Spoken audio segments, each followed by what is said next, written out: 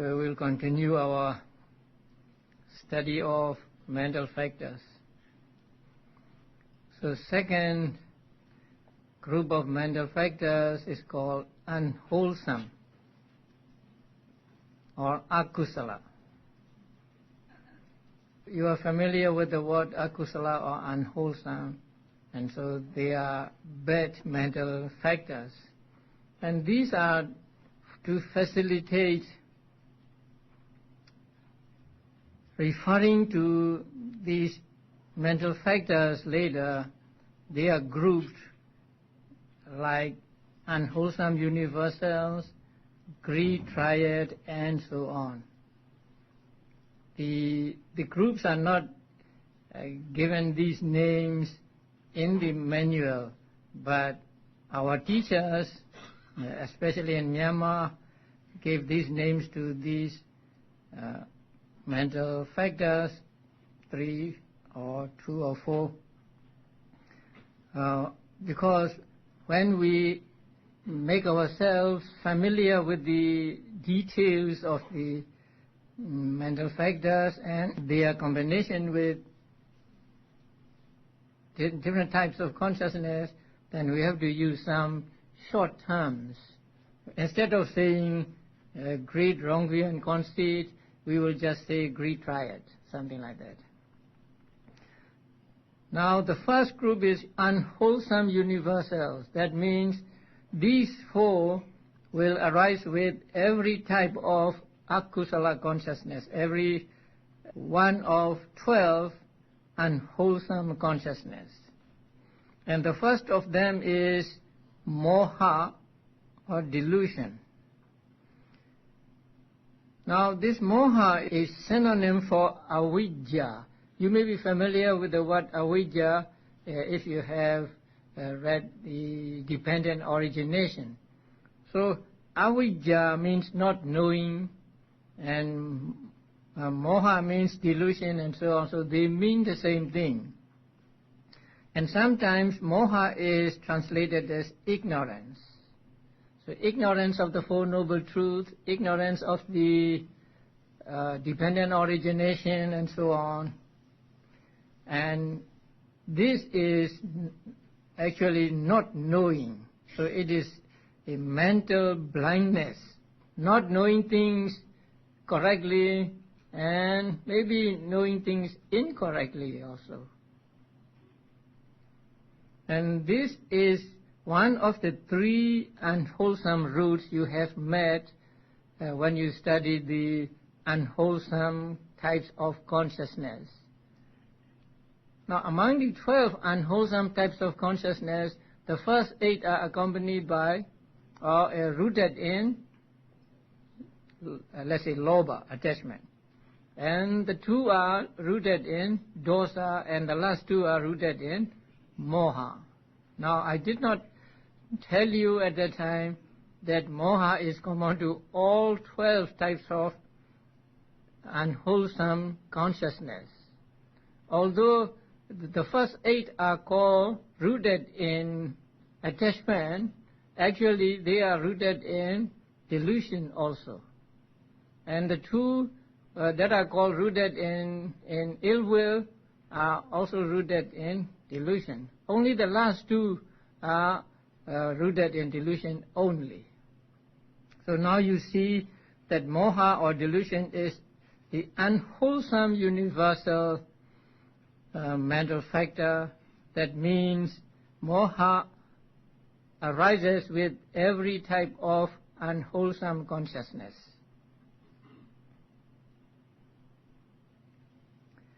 The next one is ahirika or shamelessness, and the next one anuttapa, fearlessness of wrongdoing.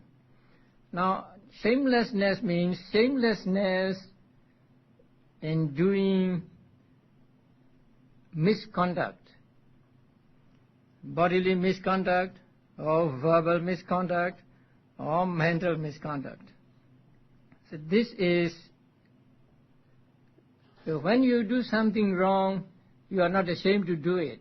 So that shamelessness is one mental factor when you do something wrong or when you have an unwholesome consciousness. And fearlessness of wrongdoing means you are not afraid of doing wrong things. You are not afraid of doing misconduct. So that is fearlessness. Shamelessness is compared to a village pig that is not disgusted of excrement. And fearlessness is compared to a firefly that runs into the fire. Now you may have seen the fireflies that just run into the flame. They are not afraid of the flame. So in the same way, shamelessness or ahirika is not ashamed of doing misconduct, and anotapa or fearlessness is not afraid of doing misconduct. And the last one of the four is in Pali uddhacca, and it is translated as restlessness, or sometimes it is translated as agitation. So it is disquietness, like water whipped up by the wind. So when there is no wind, water is quiet, but when there is a wind, then the water becomes shaky. So that is compared to uddhacca or restlessness or agitation. And it is also compared to a banner that flutters in the wind. Now, you have met restlessness when you study the unwholesome types of consciousness.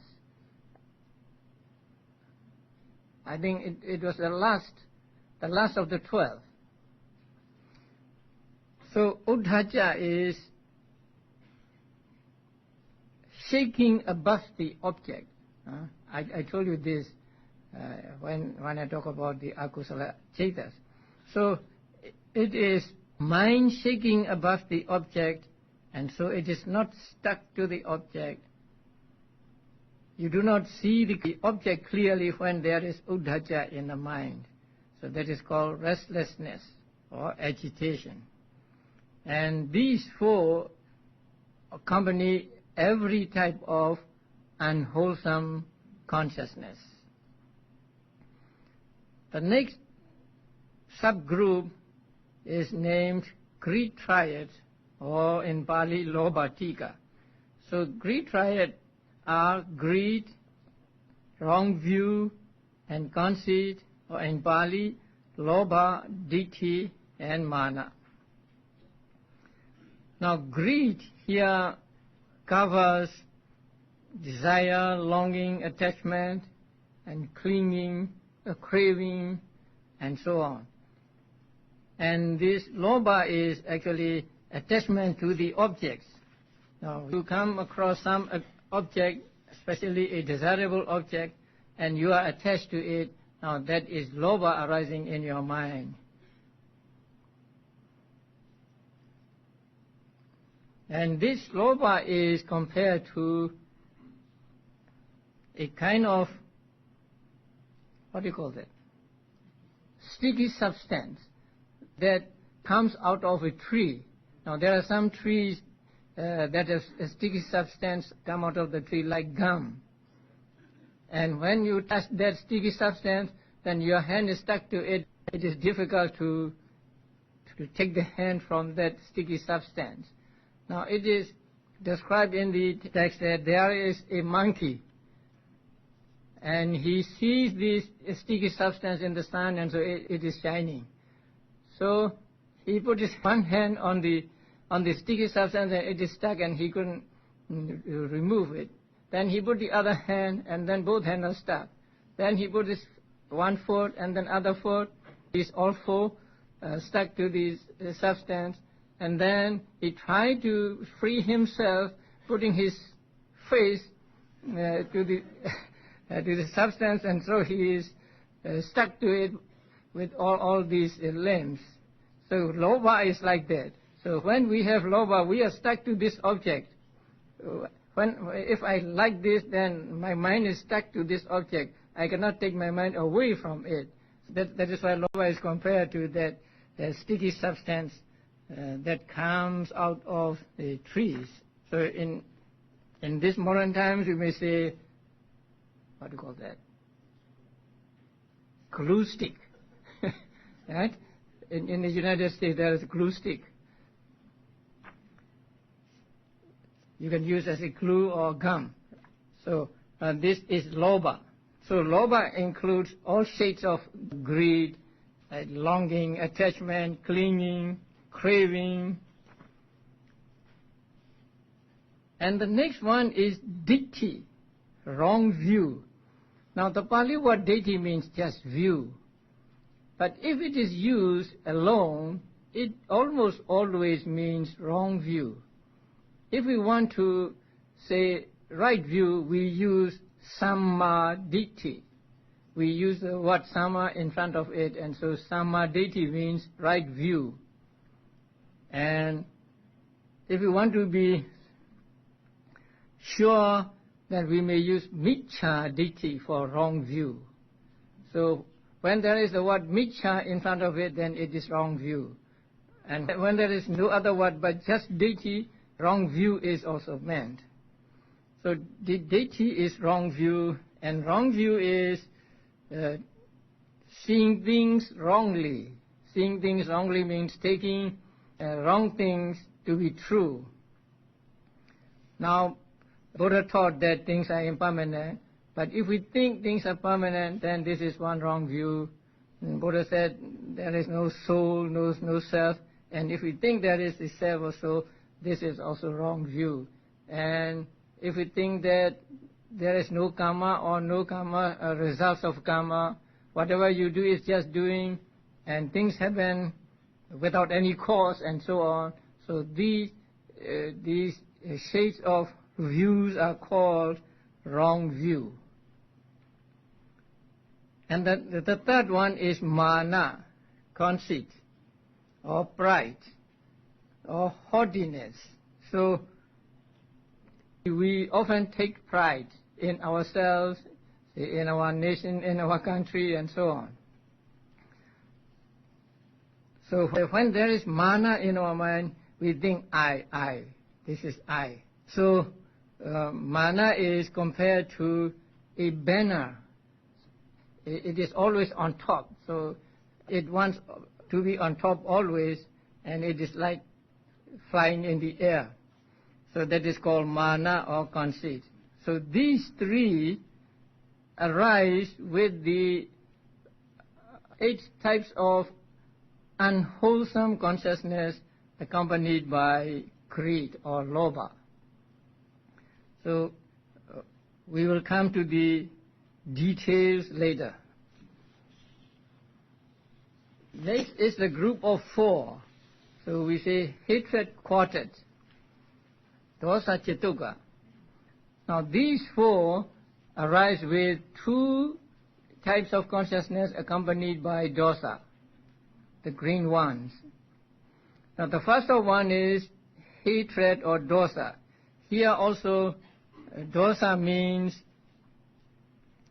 aversion, ill will, anger, irritation, annoyance. All these things are included in dosa or hatred here. And also fear is included in dosa. So the anger is aggressive anger, and fear is the passive anger. No, not getting angry, but your mind is not as it was before, and so the fear is also included in dosa. So when you are afraid of something, when you fear something, then one of the 2 types of consciousness accompanied by ill will arises in your mind. The next one is envy or issa. It is jealous of other people's success. If other people are rich, then we don't like it. If other people are more educated than ourselves, we don't like it, something like that. So that is called Issa, and it is translated as envy. So envy takes the other people's success as object. So we see other people's success and then we are jealous of them. That is Issa. The next one is Matsarya, avarice. Now Matsarya is a little difficult to understand.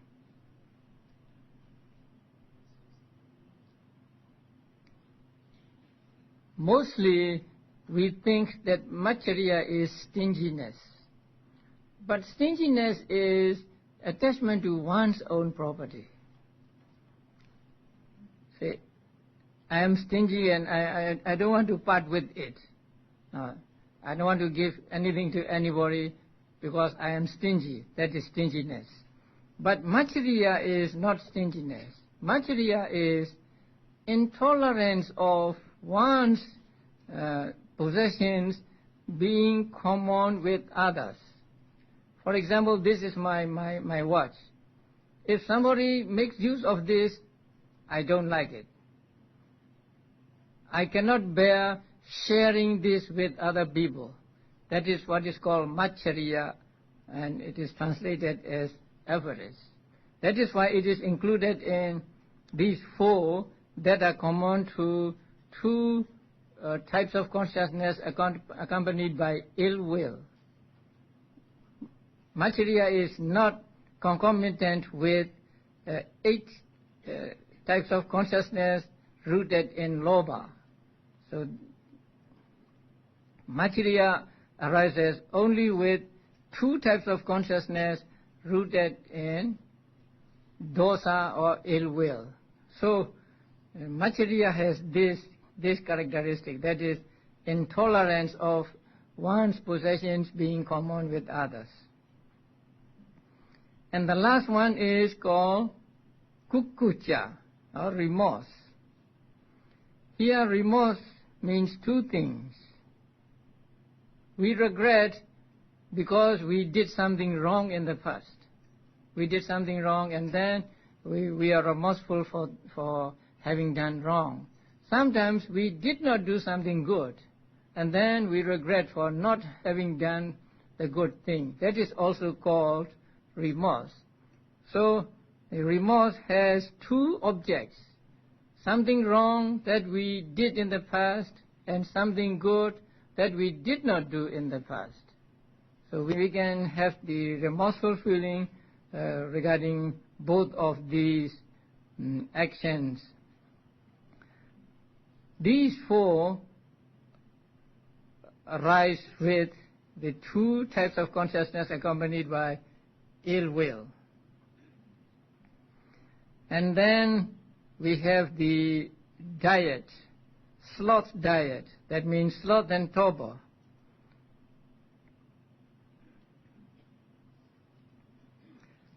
Sloth is defined as sluggishness or dullness of mind. That means dullness of consciousness. And torpor is the sluggishness of the cetasikas or mental states. So sloth is the dullness of consciousness and torpor is dullness of mental factors. And these 2 arise always together because consciousness and mental states always arise together, and so these 2 also arise always together. And when we are sleepy, we say, I am inflicted by sloth and torpor, or sloth and torpor has come to me and say I'm under their influence. So when we feel sleepy, just we say sloth and torpor, or in Pali Tina Metta. Now, in some schools of thought, Buddhist schools of thought, metta is taken to be metta. They said there are 2 kinds of metta, one mental and one material. But that is rejected in Theravada Buddhism. So in Theravada Buddhism, metta is always mental and not material. I will not go into details about this. Now the last one is doubt, vicikiccha. Here doubt means indecision. Now doubt and wrong view are different. With regard to wrong view, you have made some decision. Say this is permanent. This is self or soul. You have made a decision, and that is wrong. But doubt is not like that. Doubt is indecision. You cannot decide between these two. You do not know whether one is right or the other is right. You are at the crossroads and do not know which road to take. So that is a kind of doubt. Doubt is the translation of the Pali word vicikiccha. Vicikiccha is explained as vi and cikiccha. And cikiccha means cure, a cure of knowledge, and vi means difficult or devoid of. So devoid of the cure of knowledge, devoid of cure of wisdom. That means so long as you are in doubt, you cannot come to understanding. You cannot come to a knowledge, the true knowledge of the thing. So it is called vicikiccha or doubt. And here doubt means doubt about the Buddha, the Dhamma and the Sangha, doubt about the dependent origination, doubt about Four Noble Truths and so on. And when you practice meditation, doubt is a great hindrance. Because when doubt comes, you cannot carry on meditating. So you have to eliminate it, you have to deal with it efficiently. When you are in the real practice, you just be mindful of it, or you make mental notes of it to get rid of it. So now we've finished the 14 unwholesome mental factors, beginning with moha and so on. Now, how many of them have you met? You have met with lobha. You have met with deity. You have met with mana? Not yet. And you have met with dosa, asa, machiriya, kukuja? No. And tina mida? Maybe not. And doubt? Yes. So there are 5 hindrances regarding the meditation, and all 5 hindrances are from among these unwholesome mental factors. Now, the first of the mental hindrances is sensual desire, so that is lobha. And the second, ill will, or dosa. And then sloth and torpor. And then uddhacha and kukucha. So that means restlessness and remorse. And the last is doubt, vicikiccha. So the mental hindrances that we have to overcome in order to get concentration and see the true nature of things are all included in these unwholesome mental states. That is why so long as we are not able to subdue the mental hindrances, we cannot get concentration. Because unwholesome mental states and wholesome mental states cannot coexist. When there are unwholesome mental factors in our mind, there can be no wholesome mental factors. And samadhi or concentration is, regarding the meditation, a wholesome mental state. So wholesome mental state will arise and stay only when there are no unwholesome mental states in our mind. But if we have mental hindrances in our mind, then the concentration which is here, a wholesome mental state cannot arise. So that is why the subduing of mental hindrances is very important in the practice of meditation. So now we have these 14 mental factors that are called akusala or unwholesome. So as the name implies, they will associate themselves only with the unwholesome types of consciousness. Now the next group is called beautiful mental factors, sobhana cetasikas, and there are 25 of them. So we have more beautiful mental factors than unwholesome mental factors. And the first one of them is faith or saddha. Now saddha or faith is not blind faith. So it is faith founded upon understanding. This is having faith after coming to a firm decision. So faith in the Buddha, faith in the Dhamma, and so on. Now the second one is mindfulness. You are all familiar with mindfulness, sati. Now Pali word sati comes from a root called sar, and that means to remember. But sati is not just remembering. Sati is actually the full awareness of the object. Sometimes we use sati for remembering. But in the practice of satipatthana meditation, sati does not mean remembering. Sati means full awareness of the object, and that we call mindfulness. And mindfulness, if it is to be mindfulness, must be thoroughgoing. The characteristic of mindfulness is described as not floating on the surface. So when you practice mindfulness, then your mindfulness must go deep into the object. And the commentaries say that it is not floating on the surface like the dry fruit that floats on the surface.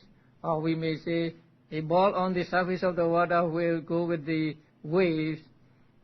But mindfulness must be not like that. It must be like a rock that sinks into the water. So when you practice mindfulness, your mind must, as it were, sink into the object. So your mind should be fully engaged with the object. So that is what mindfulness means. So there can be no superficiality regarding mindfulness. And next is shame, and the next is fear of wrong. These two are the opposite of the ones among the 14 unwholesome mental factors. And these two are described by the Buddha as the guardians of the world. Now, so long as these two qualities are in the minds of people, the world will be a good place to live in. So they protect the world from falling into widespread immorality. Now when you have shame, that means shame in doing unwholesome deeds, shame in doing misconduct, then you will not do it. If you have fear of the consequences of doing misconduct, then you will not do it. So shame and fear are two good qualities that protects the world from becoming immoral. That is why Buddha described them as guardians of the world. And the next one is non-greed, alobha. Sometimes this is translated as absence of greed. but that is not good, because it is a positive state actually, and not absence of greed. It is a positive state or a mental factor that is not attached to anything. So it is translated as non-greed here. Now when a drop of water falls on a lotus leaf, it will not stick to the leaf, it will fall off the leaf. So in the same way, when there is alobha, then a person is not attached to anything. So it is not just absence of greed, but it is non-greed. And the next one is non-hatred. Again, it is not the absence of hatred, but it is a positive state which is non-hatred. It can be developed taking all beings as object, and then it is called mitta or loving kindness. So adosa or non-hatred and loving kindness can be synonymous, but not all non-hatred is loving kindness. Only when we take all beings as object and wish for their welfare can it become loving kindness. At other times, when we pay homage to the Buddha, when we offer things to the Sangha or to the Buddha, there is non-hatred in our minds, but that non-hatred is not loving kindness. So loving kindness is only when we take all beings as object and wish for their welfare, wish for their happiness. So non-greed, non-hatred.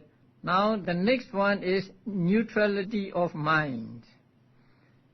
Now the Pali name for this is Tatra Majjhatata. Majja means middle. Majjhatata means to be in the middle. And Tatra means in those mental concomitants. So, to be in the middle among those mental concomitants. And it is translated as neutrality of mind. Now this is one mental state that keeps other mental states do their own function. Now it is compared to a charioteer driving a chariot drawn by, say, 4 horses or 6 horses. When the horses are running properly, the charioteer has not to worry about the running of the carriage, and so the charioteer just look on when the horses are running properly. So in the same way, when the other mental states are functioning, doing their own function properly, this neutrality of mind just look on. This neutrality of mind is often called upekkha.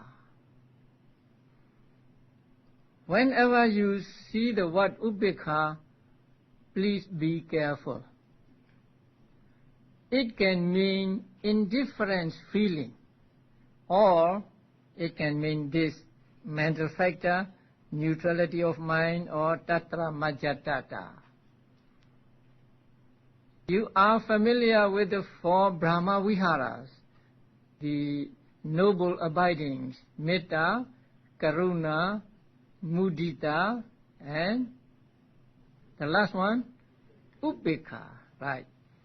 So, that upekkha is not feeling upekkha. That upekkha is this tatra majjhatata upekkha. So when you develop upekkha, which is one of the 4 divine abidings, you try to be impartial towards all beings. You do not try to wish happiness for beings. You do not try to sympathize with them, you do not try to be happy with them. But ability, when there is wrong view and when there is conceit, mind is said to be rigid.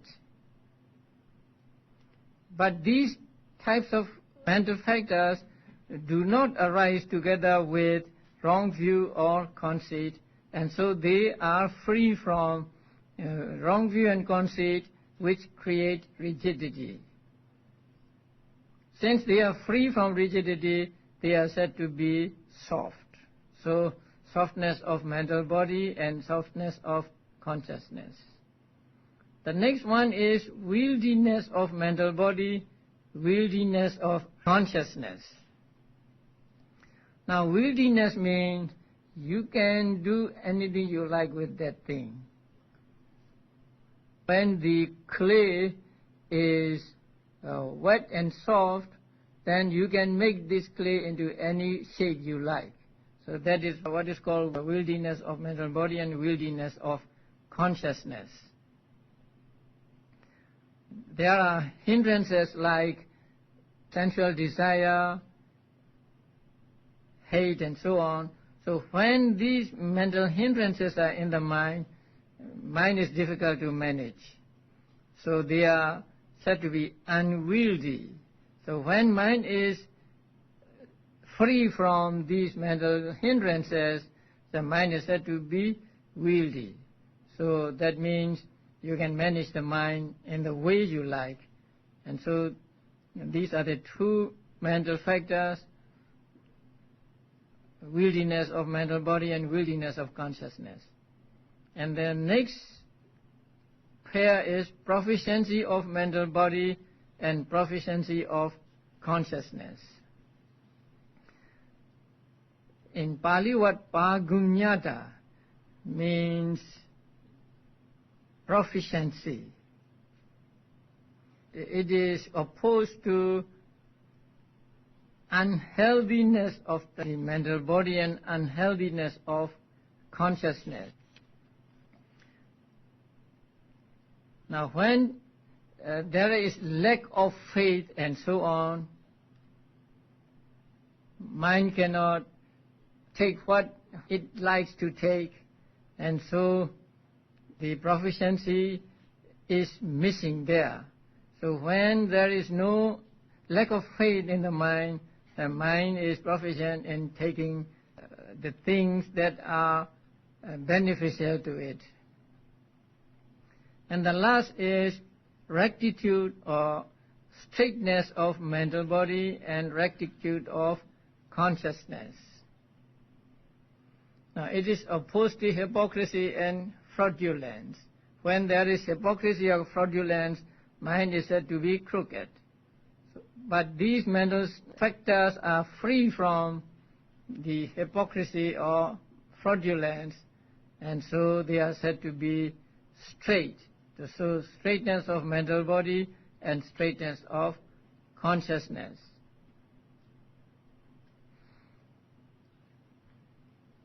These 19 types of consciousness are called beautiful universals. Now you remember the beautiful types of consciousness. How many beautiful types of consciousness are there? You remember? Except the non-beautiful, the rest are beautiful. So 89 minus 30, 69. So 69 types of consciousness are called beautiful. You take out the chart and you see the first 30 are non-beautiful, right? And the rest are beautiful. The first 30 means 12 unwholesome and 18 rootless consciousness. So these 30 are collectively called non-beautiful. So since these are non-beautiful, the others are beautiful. Now these 19 mental factors are common to all these types of consciousness. So that means, let us take the first consciousness from among the sense sphere, it means not the physical body but mental body. Mental body really means these mental factors. So the kaya passaddhi means tranquility of cetasikas, mental factors, and citta passaddhi means tranquility of consciousness.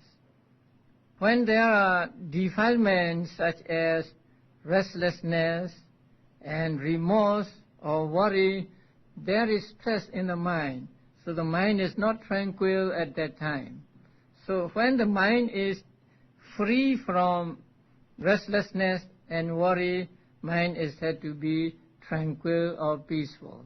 So the tranquility of the cetasikas is called tranquility of mental body, and tranquility of consciousness is called the citta passaddhi in Pali, tranquility of consciousness. And the next group is lightness of mental body and lightness of consciousness. When you have sloth and torpor, your mental state, your mental factors are not light. They are kind of heavy. And your mind or your consciousness is also not light.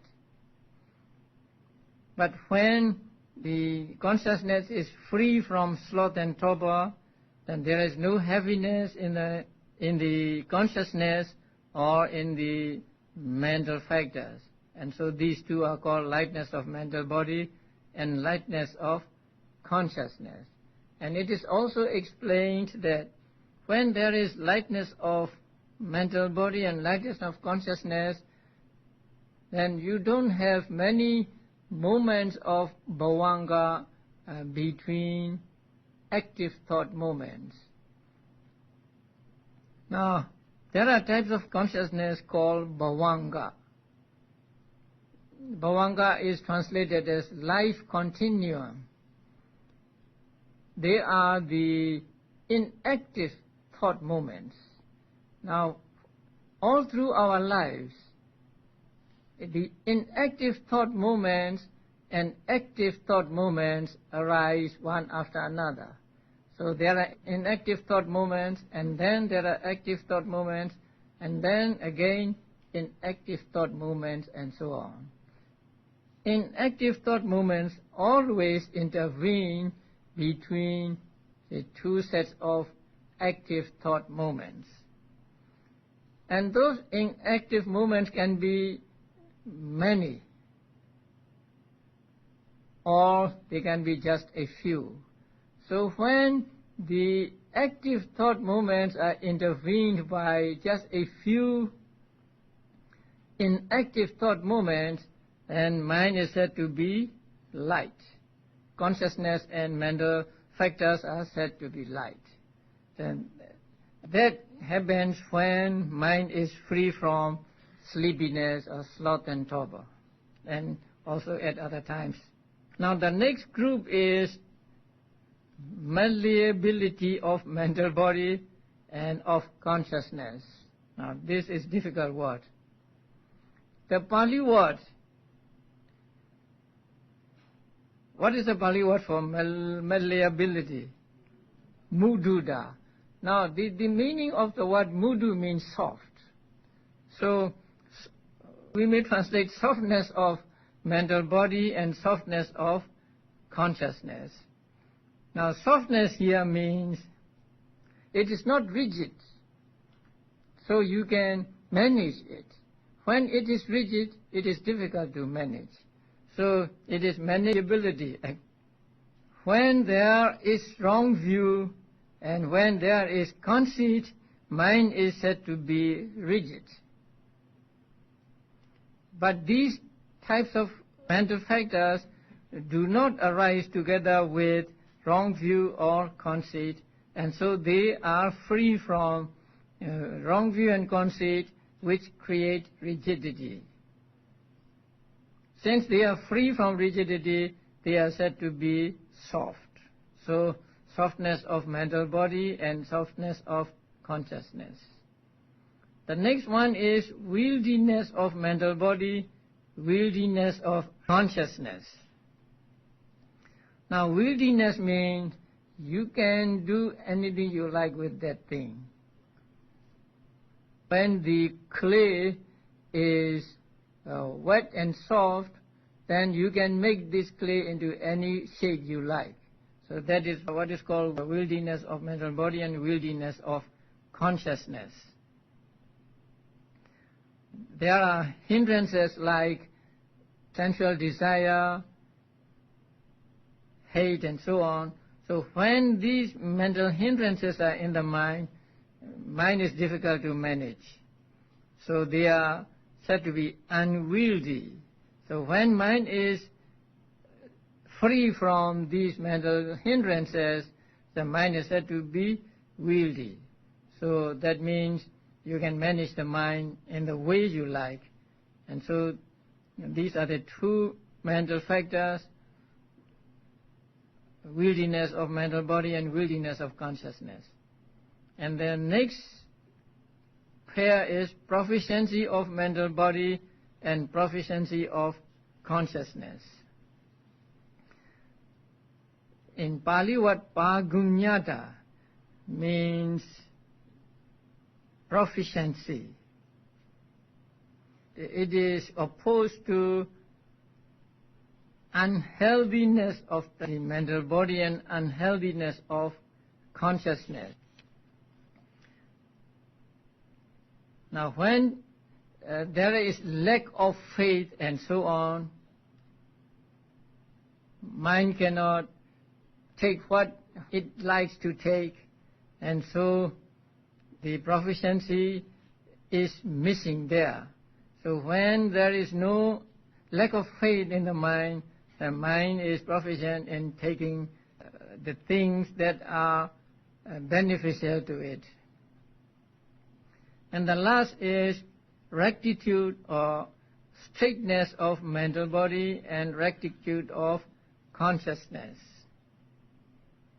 Now, it is opposed to hypocrisy and fraudulence. When there is hypocrisy or fraudulence, mind is said to be crooked. But these mental factors are free from the hypocrisy or fraudulence, and so they are said to be straight. So straightness of mental body and straightness of consciousness.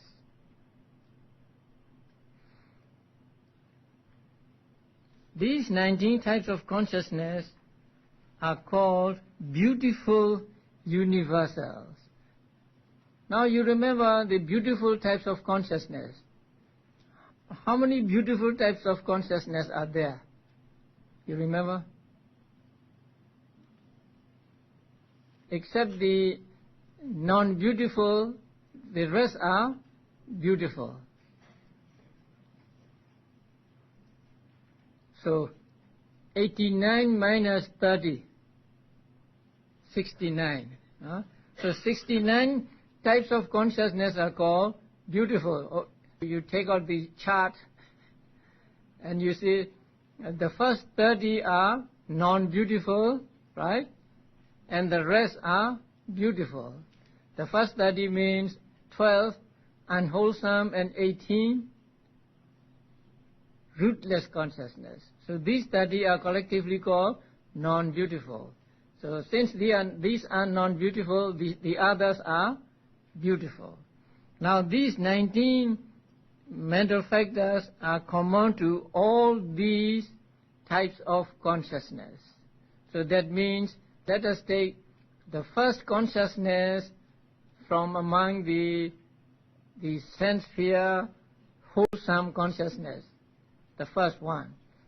So when that first one arises, all these 19 mental factors will arise with it. The same with all other beautiful types of consciousness. Therefore, these 19 are called beautiful universals, or in Pali, Sobhana Sadharana. Now the next three are called abstinences.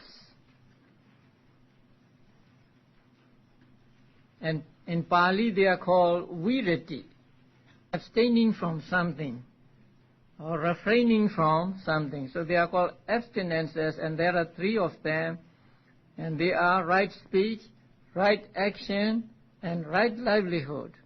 If you are familiar with the 8 factors of path, you may notice these 3 among those 8. Right understanding, right thought, right speech, right action, right livelihood, right effort, right mindfulness, and right concentration. So these 3 are among the 8 factors of path. But here, since they are called abstinences,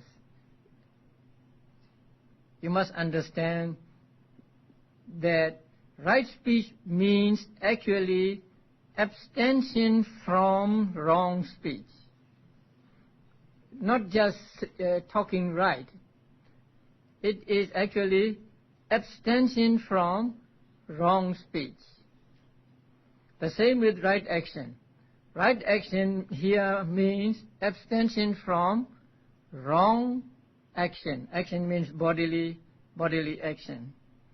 And right livelihood means abstention from wrong livelihood. So these 3, although the names are right speech, right action, right livelihood, they really mean not just speaking right, not just acting right, but abstention from wrong speech, wrong action, and wrong livelihood. And the abstention is explained in the commentary as of 3 kinds. There are 3 kinds of abstentions. The first one is called abstention on occasion. That means when you meet with an occasion to do something wrong, you refrain from doing that. And that is called abstention on occasion. And the second one is abstention by precepts. That means you have taken the precepts, and so when the occasion for doing wrong arises, you refrain from it. And the third one is absolute abstention. And that absolute abstention arises with path consciousness. So when path consciousness arises, there is this absolute abstention. That means it destroys the propensity to do wrong speech or wrong action or wrong livelihood. Now, the first one, abstention on occasion. The commentary gives us a story for that. There is a family in a village, and the mother is sick with some disease. And the physician told them that in order to cure the disease, the fresh flesh of a rabbit is needed. A raw flesh of a rabbit is needed. Now there were 2 brothers. So the older brother asked the younger brother to go to the forest and catch a rabbit. So he went out to the forest, and he saw a rabbit eating grass. But when the rabbit saw the man, the rabbit ran away. But as the rabbit ran away, it was caught in a creeper, and so it could not run away, and it was making like kee, kee, kee, and so on. So he picked it up and then thought to himself, now I have got medicine for my mother. I will make medicine with the flesh of this rabbit. But then he thought, it would not be proper for me to kill a being simply because I want to cure the disease of my mother. So thinking this way, he just let it go. And he went back. Then his brother asked him whether he had got the rabbit, and he told the story. So when the elder brother heard this, he scolded his younger brother. But the younger brother went to the mother and then made the utterance of truth. He made utterance of truth in this way: ever since I came of age, I know of what is right and wrong. I have never taken the life of a living being. So by this utterance of truth, may my mother be cured. And it is said that the disease of his mother was cured. So here, this man refrained from killing the rabbit on occasion. But now the occasion for, or the chance for killing the rabbit has come to him, but he refrains from it. So refraining from, or abstaining from doing wrong when some opportunity arises is called abstention on occasion. So he has an occasion to kill the rabbit, but he did not. And abstention on precepts, for this there is another story. Again, there's a village, and one day a farmer took precepts from a well-known monk in the village. So after taking the precepts, he went to the fields to plow, and then his oxen ran away, and so he went in search of the oxen, and he got into a forest. So in the forest, he was caught by a python, a snake.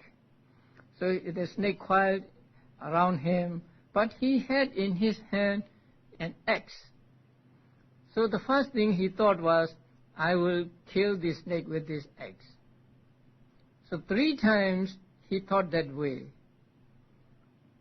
But later he thought, it would not be proper for me to break the precept that I have taken from such a holy person.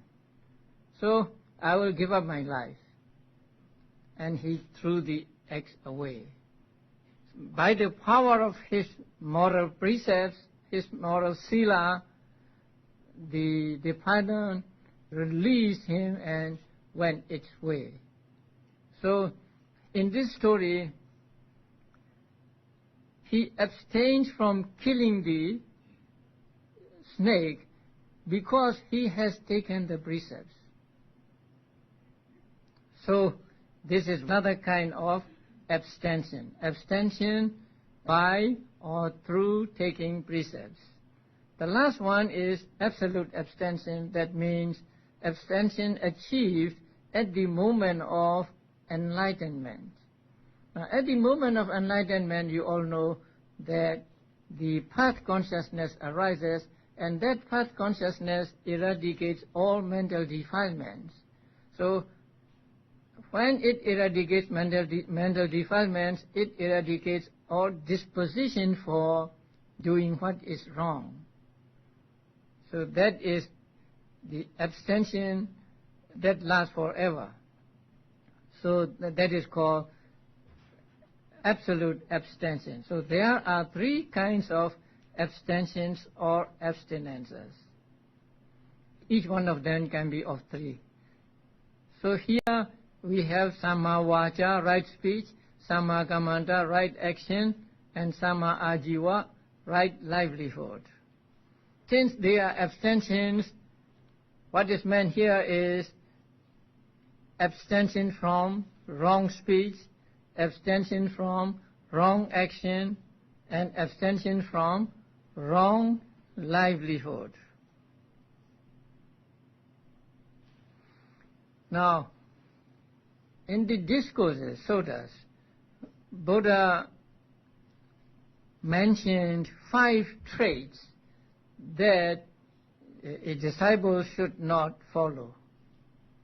And it is trading in or dealing in poisons, dealing in intoxicants, dealing in weapons, dealing in human beings, that means slaves and so on, and dealing in animals for slaughter.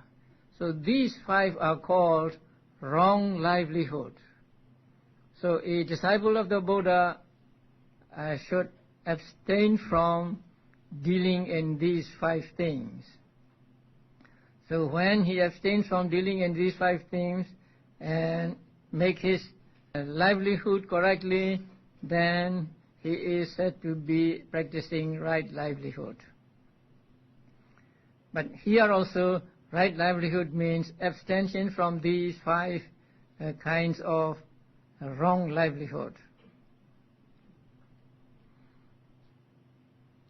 Now the next group is limitless ones, and they are compassion, karuna, and appreciative joy, mudita.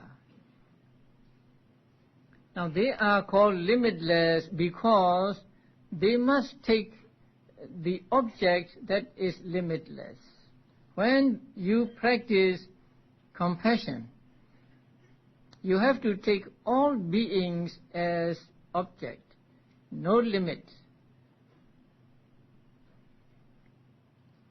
That is why they are called limitless. So limitless means limitless in the range of object. And when you practice appreciative joy also, you have to take all beings as object. Now, what is compassion?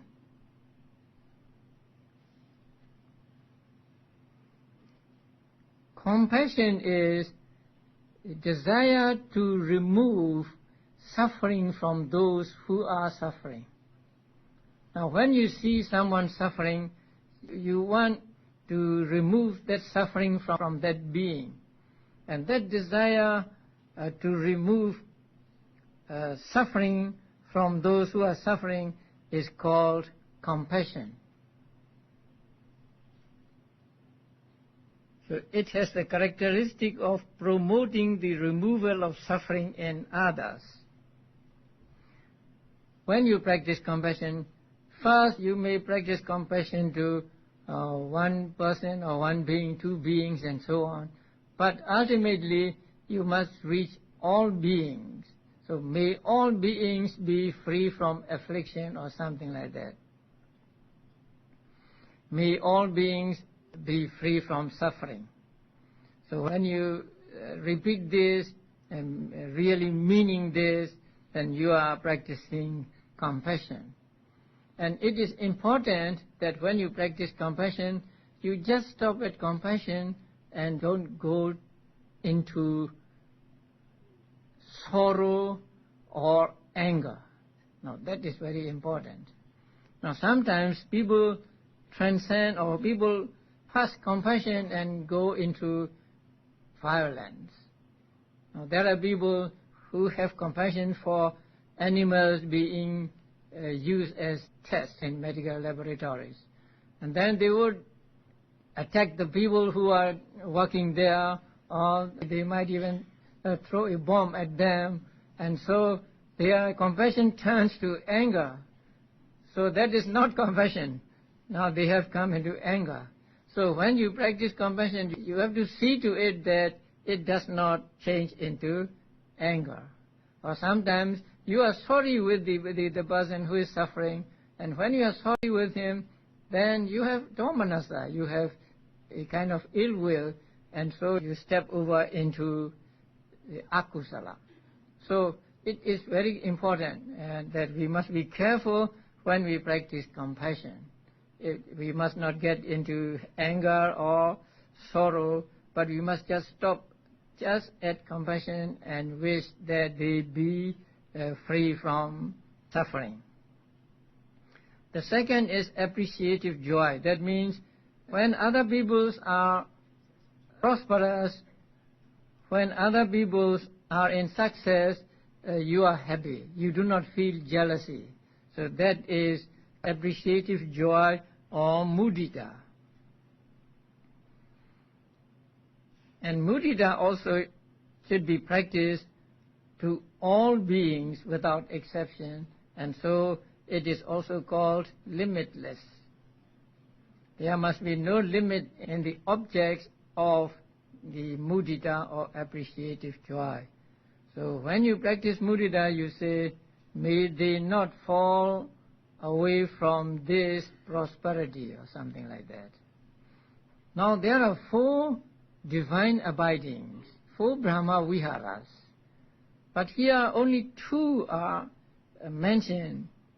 That is because Metta is included in non-hatred, and Upekkha is included in neutrality of mind. So actually there are 4 Brahma Viharas, but the other 2 are included in the mental factors, non-hatred, and neutrality of mind. So these 4 can be practiced to become Brahma Viharas or divine abidings, and also they can be not Brahma abidings. So when you are paying homage to the Buddha, there is non-hatred in your mind, but you are not practicing loving kindness. And when you are paying homage to the Buddha, there is the neutrality of mind, but that is not Upekkha as the Brahma Vihara. So in order to practice Brahma Vihara or noble abiding, you have to take the beings as object, beings, limitless beings as object, and then send thoughts of loving kindness and so on to all these beings. So here the 2 are called limitless, but in other books the 4 are called limitless ones. Now we come to the last one, and that is wisdom faculty, Panyendriya.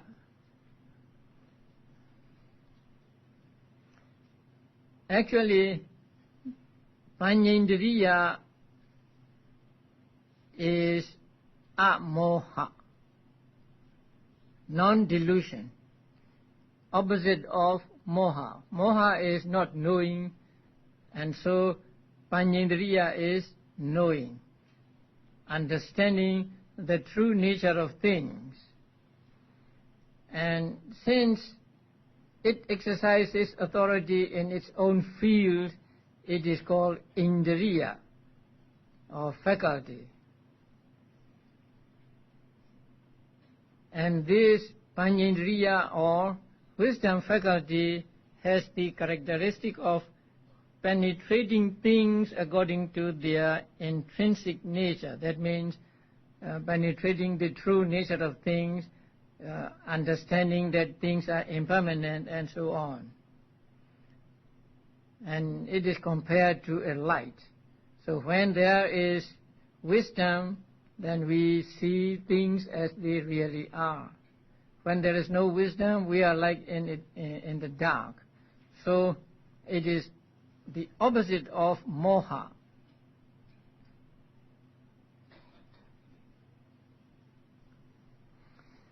So altogether we get 52 Chaitasikas. Some common to both unwholesome and beautiful, some common to akusala only or beautiful only.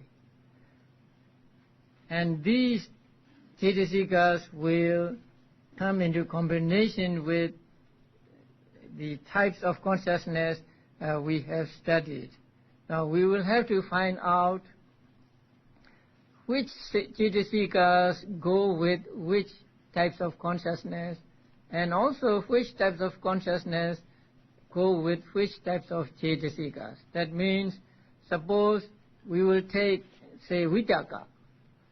And then we will find out how many types of consciousness arise with Vitaka. And then we will take the, let's say, the first unwholesome Chitta. And then we will find out how many Chaitasikas arise with that type of consciousness. So there are two modes of combination. So we will study them tomorrow. Now we have come to the end of the 52 Chaitasikas, and these are mental states, and these are interesting things. And there is a way of understanding them by 4 aspects. Our teachers of old taught us that each one of these should be understood according to the 4 aspects. That means the characteristic of each one, function of each one, manifestation of each one, and proximate cause of each one. They are given in the manual. So you may take those from the manual, and they will be very interesting. Okay, we'll continue.